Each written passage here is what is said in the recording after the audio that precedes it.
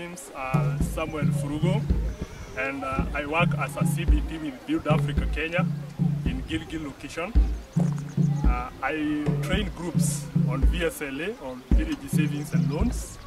I have around 7 groups with a minimum of 150 members. And with the bicycle, it actually helps me to get to the groups where I'm supposed to meet the groups, cover the distances and get there in time. And I'm happy that now the stress of using the bicycle, of walking long distances is now out, and I'm able to get meetings in time. For now, I'm on my way to one of the meetings, and I'm grateful and I'm happy that I'm going to get there in time. Thank you.